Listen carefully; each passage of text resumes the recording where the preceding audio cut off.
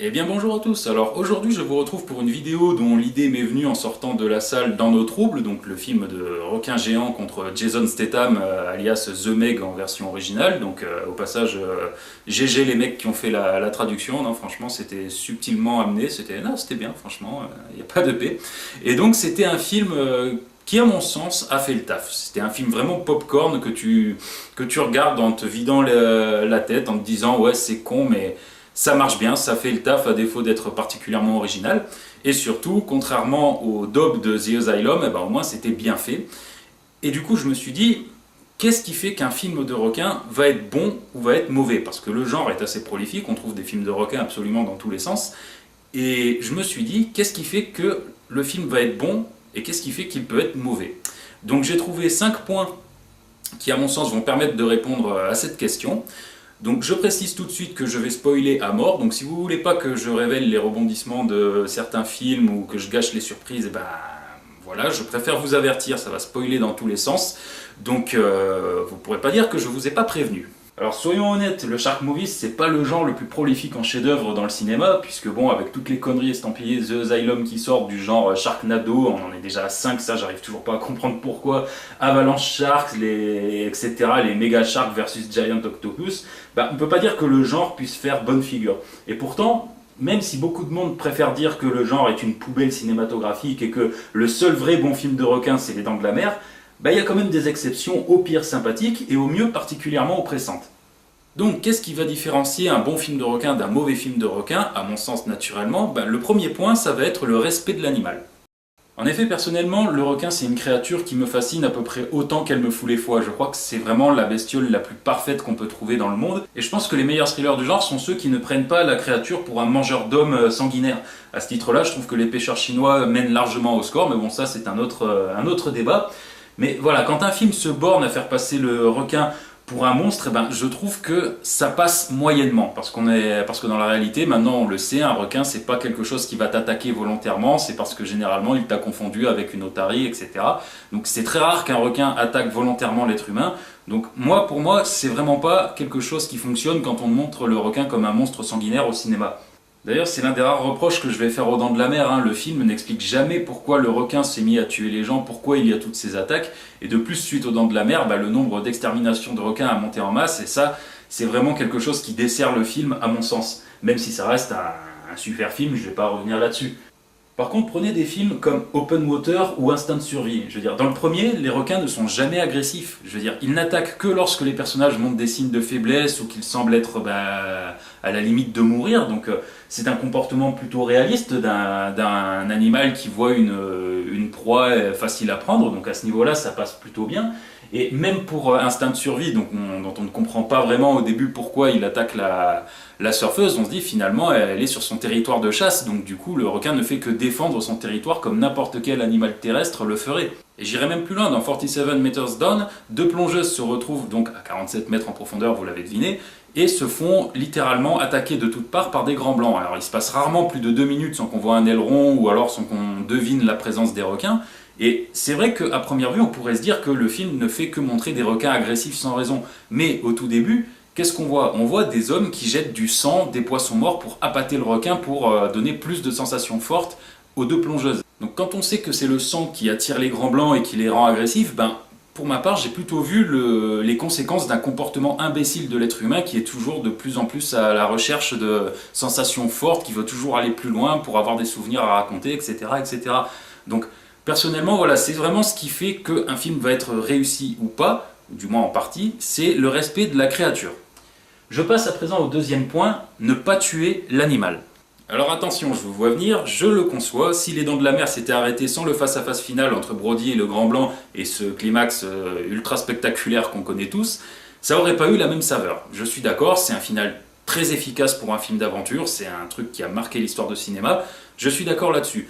Mais en soi, quand on y pense, sur le papier, un plongeur avec un harpon contre un grand blanc, ben, il ne peut pas l'emporter. Techniquement, il ne peut pas l'emporter. Et c'est pour ça que je trouve que quand le requin survit au film, ben, ça passe mieux. Et c'est ce qui fait que le film va être plus réussi et que ça ne rendra pas les choses complètement what the fuck, complètement irréaliste. Je veux dire, prenez le film Shark Night par exemple, il y a la scène la plus stupide que j'ai pu voir dans un film de requin. On a un mec qui est amputé du bras gauche, si je me souviens bien, enfin pour se rappeler de ce film, déjà c'est bien, je me rappelle de son nom, mais cette scène m'avait marqué parce que le mec, il se bat contre un requin marteau dans 1 mètre de flotte et il le tue avec une lance zoulou parce que c'est pour faire honneur à ses ancêtres. Alors ok, dans le traitement du personnage, tu peux te dire, bon c'est une idée comme une autre, pourquoi pas, mais c'est ridicule.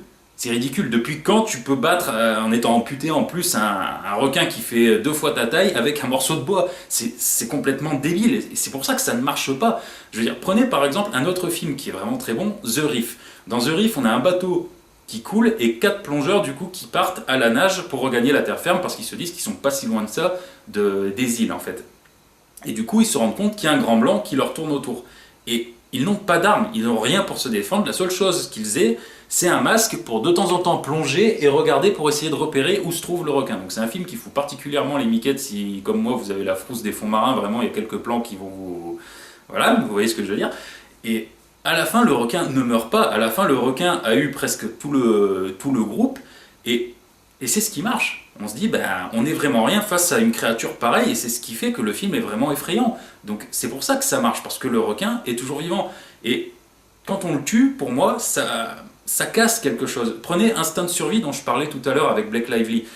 Pour moi, ça a été vraiment une très bonne surprise. Vraiment, j'ai beaucoup aimé ce survival. Le requin, en plus, en 3D, était très bien fait. Mais voilà, à la fin, elle le tue, alors qu'elle n'a pas les moyens pour ça. Et surtout, c'est amené de manière... mais tellement gaguesque que quand tu le regardes, ça te désamorce toute la tension du film et tu te dis mais attendez, tout ça pour ça. Et en ce qui me concerne, du coup, ça ne passe pas. Donc pour moi, voilà, deuxième point, ne pas tuer l'animal. Ça te garantit déjà une certaine qualité dans ton film. On passe au troisième point qui sera, je pense, naturel pour la plupart d'entre vous, avoir un requin crédible. En effet, si la plupart des films de requins nanardesques le sont, c'est parce que la plupart du temps, le requin est foiré. Si vous prenez les productions de The Asylum, mais c'est à se pisser dessus. Et d'ailleurs, je vous recommande, techniquement parlant, Shark Attack 3 Mégalodon, et notamment le dernier tiers qui est vraiment à se tordre de rire tellement les visuels sont navrants, il n'y a pas d'autre mot. Et par conséquent, voilà, quand tu ne crois pas à la présence de ton requin, bah déjà ça te désamorce toute l'attention du film. Alors ça peut être bien fait, je pense notamment à Peur Bleue qui contient, je crois, l'un des jumpscares les plus célèbres du genre. Bah, malgré ça, les requins dans Peur Bleue sont quand même très mal faits. On voit que ce sont des coques en bois ou vraiment les premières animations en 3D qui sont vraiment pas top. En tout cas, dans mes souvenirs, vraiment ça passe moyen, même si le film parvient à être effrayant parce que la réalisation est efficace. Mais voilà, ça te décrédibilise vraiment le truc.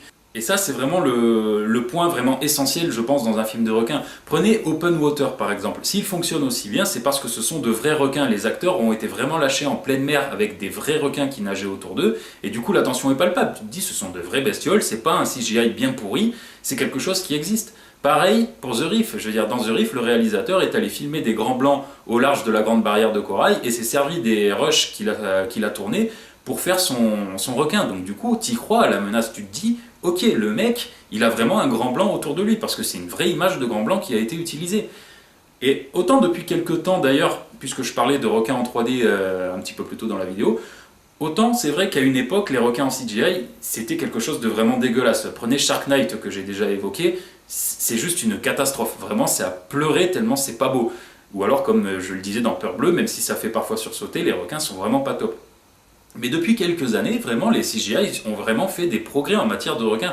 Prenez, comme je le disais, Instinct de survie avec Blake Lively, le requin est en 3D, mais il est vraiment bluffant. T'as vraiment l'impression qu'il y a un grand blanc alors que c'est une image de synthèse. Ou même récemment En eau trouble avec Jason Statham, je veux dire, on peut dire ce qu'on veut sur le film, sur ses nombreux défauts scénaristiques et son manque d'originalité, mais le mégalodon est vraiment bluffant. T'y crois, t'as vraiment l'impression qu'il y a un requin préhistorique qui passe en face de toi. Et ça, vraiment, c'est ce qui fait que le film, à mon sens, était vraiment au-dessus des nanars de The Asylum et que, à mon sens, ce fut un film vraiment correct parce que le requin est crédible. Mais bon, avoir un requin crédible, c'est bien beau, mais si tu concentres tout son film là-dessus, il va manquer quelque chose. Donc c'est pour ça que ça m'amène au quatrième point, ne pas tout miser sur le requin. Un film qui serait centré à 100% sur la chasse au requin, ce serait très vite répétitif et très vite lassant, je pense. C'est pour ça qu'en eau trouble, notamment de John Turtelbaum, qui est actuellement au cinéma, finit par un petit peu lasser, parce que pendant tout le film c'est ça, il chasse le requin et il se passe absolument rien d'autre.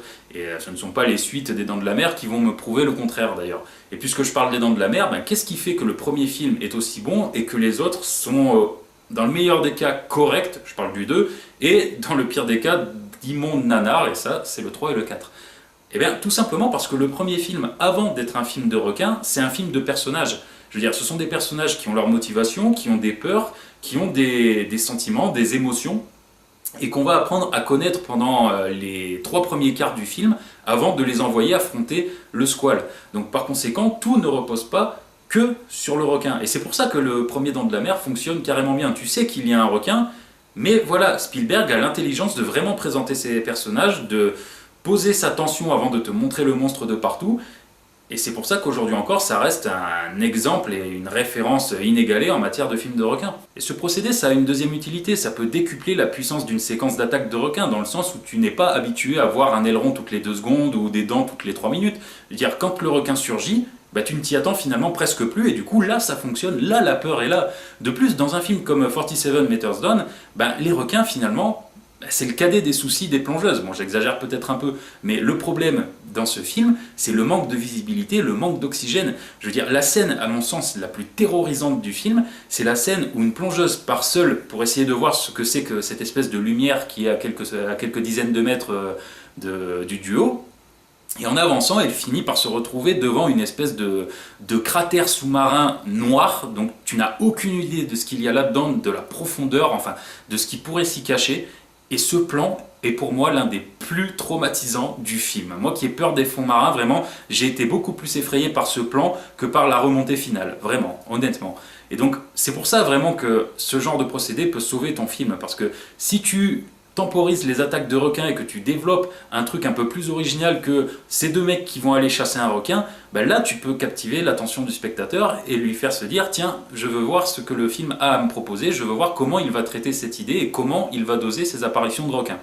Et enfin, il y a un dernier point que je voulais aborder qui est à mon sens un petit peu plus ambigu, c'est l'état d'esprit du spectateur devant chaque film.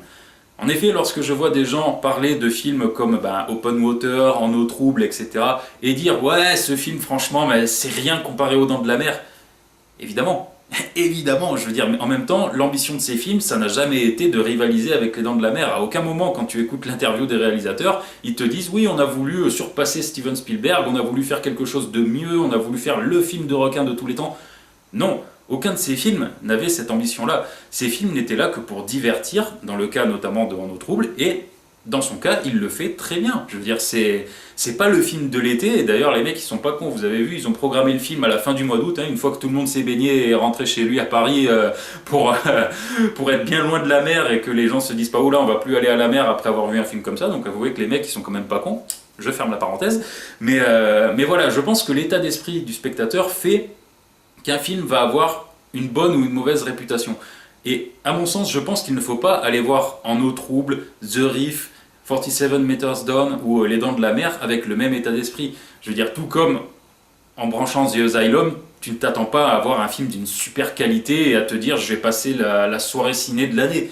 Bien sûr que non.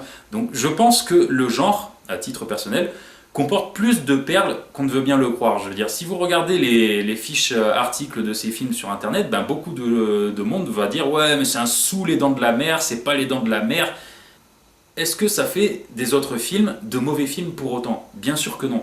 Je pense que, effectivement, c'est le réalisateur, le scénariste et les producteurs qui font qu'un film de requin va avoir déjà 50% du succès, on va dire.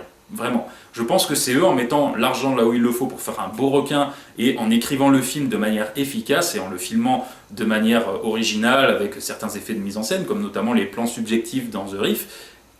Et ça, c'est ce qui va faire vraiment que le film va déjà avoir une certaine qualité. Mais ce qui va faire sa réputation, ça va être avant tout, à mon sens, la réaction du public et son état d'esprit en allant voir le film. Le film, par exemple, En eau trouble avec Statham. Lorsque la bande-annonce a été dévoilée, les gens étaient méga hypés. Je me rappelle des commentaires des gens « ouais, ce film, ça va être la tuerie, ça va être excellent, ça va être le film de l'été, etc. » Et en moi-même, je me suis dit « mais non, ça va être un bon film, mais en regardant la bande-annonce, tu peux pas dire que ça va être le film de l'été, que ça va être un méga gros film. » Et donc du coup, les notes sont finalement décevantes, puisque le film a à peine la moyenne sur Allociné, par exemple. malgré le succès qu'il se paye, hein. Je veux dire, franchement, c'est un joli succès, il faut dire ce qui est, mais le film est quand même assez savaté. Je veux dire, les gens en attendaient trop de ce film. Et je pense que ça, c'est ce qui fait également l'autre moitié de la réputation du film. Voilà, la première moitié, comme je le disais, c'est ce qu'apportent les réalisateurs, scénaristes et producteurs. Et la deuxième moitié, c'est ce que le public va en dire et dans quel état d'esprit il se trouve face au film. Donc voilà, donc personnellement, ben, je pense que j'ai fait le tour de ce que j'avais à dire sur les films de requins. Alors j'espère que cette vidéo vous a plu. En plus, pour une fois, j'ai fait un effort, j'ai pas parlé de ça. Donc j'espère que ça vous plaira. Et en attendant, je vous dis, bah, continuez d'aller au cinéma et je vous dis à bientôt.